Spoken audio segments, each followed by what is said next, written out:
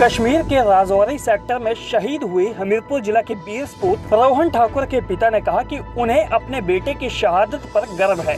वह उनका इकलौता बेटा था, लेकिन अगर एक और बेटा होता तो देश की सेवा के लिए उसको भी सेना में भर्ती करवाते। वीर सपूत के शहादत के बाद गाँव में मातम का माहौल छाया हुआ है और पाकिस्तान के प्रति लोगों में खासा आक्रोश है। रोहन ठाकुर के पिता बलबीर का कहना है कि उनके बेटे का बचपन से ही सेना में जाने का सपना था। उन्हें गर्व है कि वह देश के काम आ गए हैं। मेरा एक लिखा है, बहुत अच्छा लग रहा था और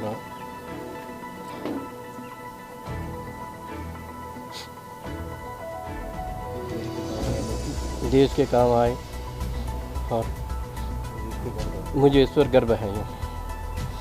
बचपन से आपके बेटे का, जैसे हमने सुना रुझान था कि सेना में जाना है। हाँ जी, बचपन का इसका नाम था, फिर मैंने सेना में ही जाना है। हाँ जी, अभी उनकी बता लिए थे कि यहाँ पे आपके प्रवासी हैं, तो बता रहे थे कि खुद मतलब किसी और को हटा के खुद फायर कर रहे थे कि मैं करूँगा और देश के लिए हमारे पिता के लिए के लिए गर्व करना।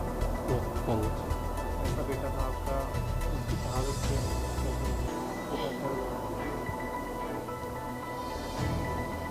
एक बेटा और होता तो जिसके नाम नहीं। अगर एक बेटा और होता तो इसके नाम से ले सकते थे। हाँ जी,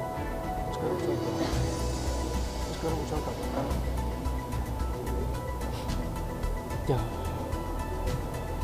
उसके बारे में बेटे को खुद तो आपके बेटे को भी वो बता दो। खूब अच्छा लड़का था ही, बहुत इसका मन शादी भी रखी हुई थी और इसका मन यही था कि मैंने भर्ती होना है, बस इसकी यही ख्वाहिश थी। बहुत अच्छा लड़का था।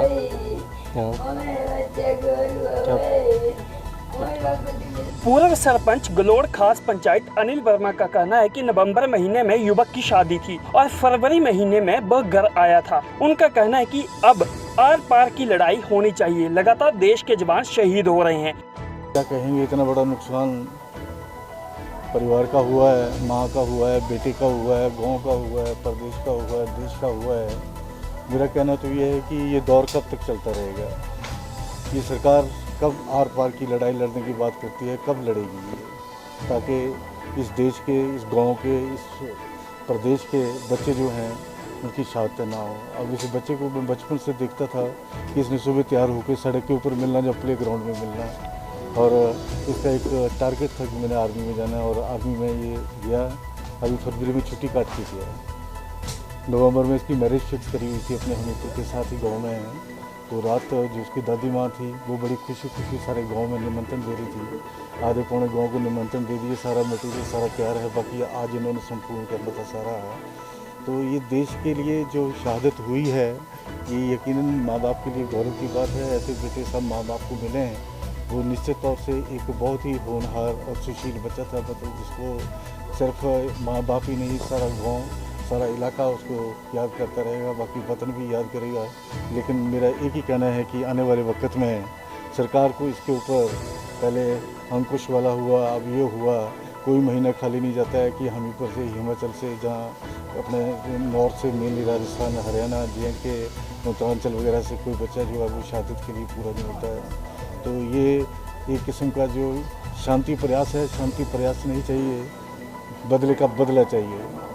हालत जैसे चाइना बॉर्डर के ऊपर देखिए, वो किसी और तरह की चीज़ है, लेकिन यहाँ इंसर्जेंसी है, यहाँ इरादे कुछ और हैं। ये ऐसा लगता है जैसे ना कभी अंत होने वाली बीमारी लगती है।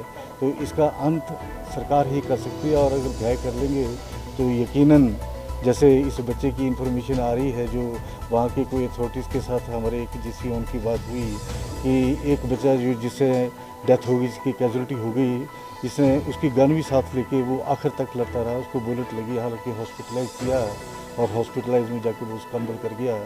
तो हमारे सारे गांव की, सारे इलाके की श्रद्धांजलि उस वीर सपूत को है। वो वीर सपूत जो वो अमर रहेगा है और सूर्य चांद की तरह चमकता रहेगा, और सारा गांव, सारा इलाका उसको याद करता रहेगा।